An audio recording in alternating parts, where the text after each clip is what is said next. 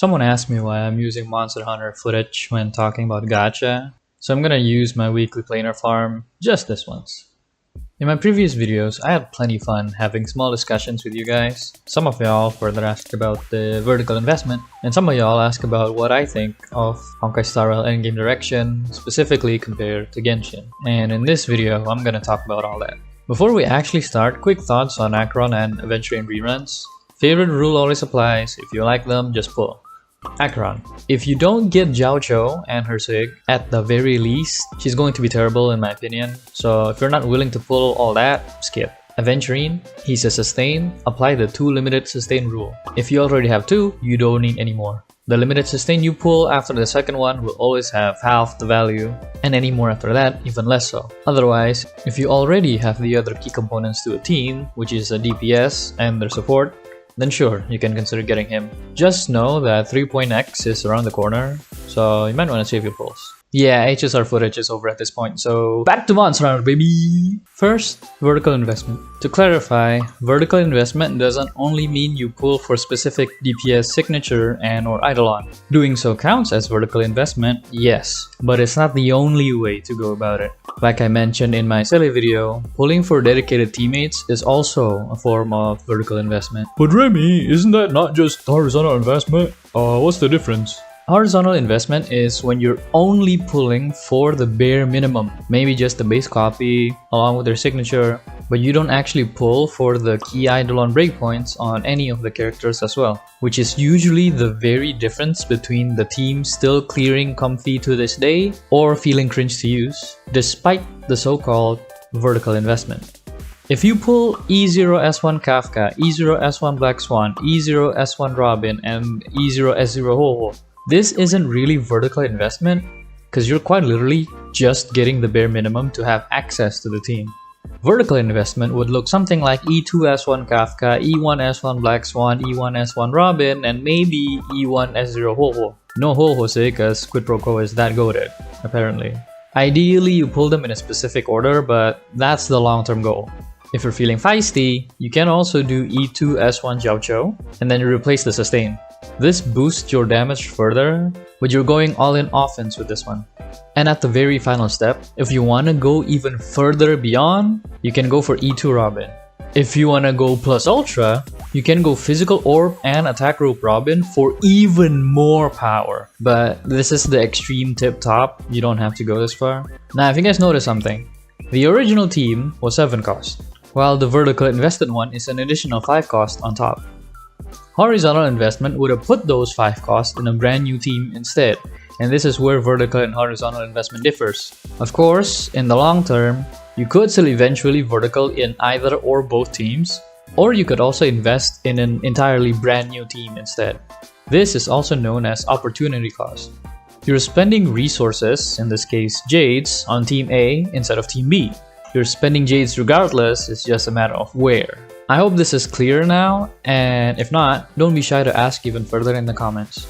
Before I talk about endgame, I want to bring something up first. I've seen a lot of people's main reason against vertical is because it's not worth it, they're gonna get power crept anyway, newer units will always be better. And while I agree newer units tend to be better than the older ones, if you're gonna have the "they're gonna get power crept anyway" mentality, then at that point you probably shouldn't pull for anyone. It's understandably a valid concern to have because obviously nobody wants their hard-earned Jades to go to waste, but it's definitely an overblown concern. As far as I'm aware, even some of the oldies nowadays are still doing well if you actually properly vertical invested into them.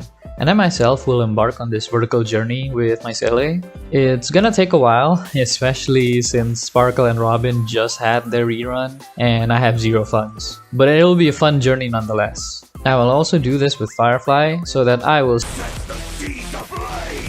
because right now my roster is absolute dog shit. And now let's talk about the endgame. The endgame of Honkai Star Rail is clear. The devs are doing the classic HP slider strat because more HP equals harder difficulty. Fun. It's kinda as annoying as it was in Genshin, because in Genshin it's like they give you 3 minutes to kill a boss, but the game takes 5 seconds to register that you started, 7 minutes for the boss to spawn, 30 hours for the phase or wave to change, and then 50 years of the boss being completely immune to damage. To be fair, I haven't actually been playing Genshin for a while. I've started since day one, played a lot, and dropped it after playing for almost 3 years. The game just doesn't capitalize on what it could have been, and I just ended up liking HSR more.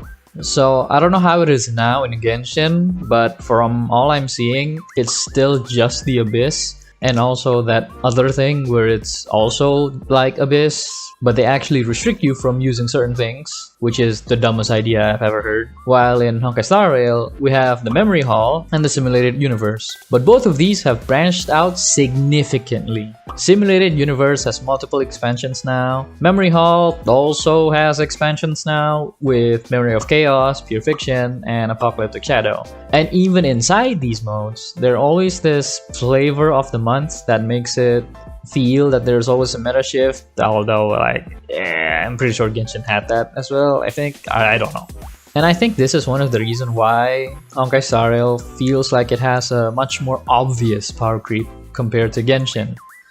Aside Genshin, day 1 4 stars being absolute beasts of a unit, HSR has a much more defined endgame, and therefore we felt like it's more important to do it. With the ever so growing of HSR endgame, there are definitely ways to tackle it, such as the previously mentioned horizontal or vertical investment on your roster. Both of these methods will definitely get you through the endgame in their own ways. But as it stands right now, I believe there is another way to tackle it. I know some people are already doing this, but this is something that only recently I've acknowledged and put into practice. And that is to simply not care. I know, it's crazy.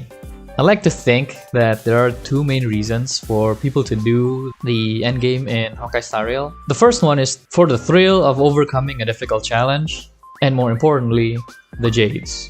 I won't talk on the thrill or fun factor because that's just what some people consider fun, and they are completely valid for it. But to those who are worrying about the Jades, I'd say just relax. MOC, Pure Fiction, Apocalyptic Shadow. They're never really the majority of your Jade income anyways. It's always the events and dailies.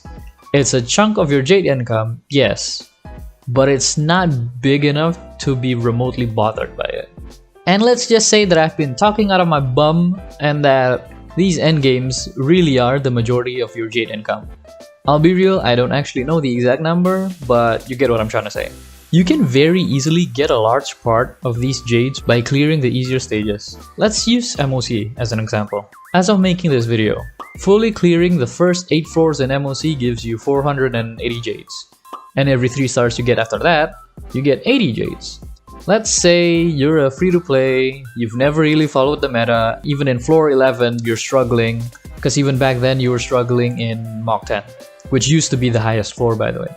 A full star clear of MOC nowadays would net you 640 stellar Jades, while the maximum clear would give you a grand total of 800 Jades. You're missing out on 160 Jades, aka one pull, from not being able to clear 2 MOC floors.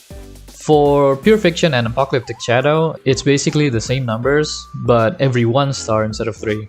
And with the endgame modes rotating on a 2-week basis, this would mean that if you don't clear the last 2 stages of MOC, or you don't get the last 4 stars in Pure Fiction and Apocalyptic Shadow, you'd be losing a grand total of 1 pull every 2 weeks. For comparison, getting max points on the dailies gives you 60 Jades every day. So you'd get a pull and a tad bit more in 3 days. In other words, when you lost that 1 pull from MOC, Pure Fiction, Apocalyptic Shadows, the dailies gave you more than 5. And all you have to do for dailies is basically spend your stamina, ideally while borrowing a support unit, and do the assignments. Doing this usually gives me the full daily points. And to hammer it down, let's say you're in the previous situation that I mentioned, where you can't seem to get the last 2 floors in MOC, and you're thinking of pulling X unit so that you can full clear. Let's assume that the average of 1 unit is 100 pulls, counting for pity loss and all that. That character would need to take about more than 4 years to make those pulls back, and that's only a single character. Well, Remy, wouldn't this just go against your very idea of vertical invest? I thought we're supposed to double dip into our teams. You're absolutely right.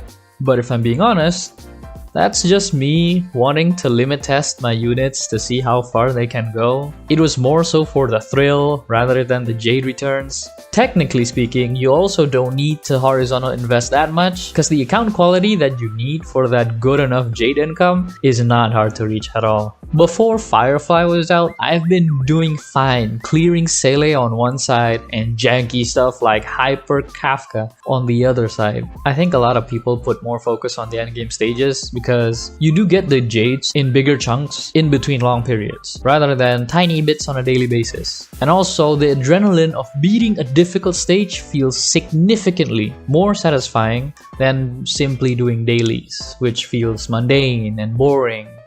I've played these games long enough to know that the endgame content was never gonna be where I get a lot of my pulls from. It's where I can get cool clears and then argue with people on the internet about how I'm a better player than they are. So the main takeaway from all this, you've gone through FOMO long enough. Maybe some of you dealt with elitism, but now you should play the game at your own pace. Pull for who you like. Just know it's all gonna be okay. And that's about it.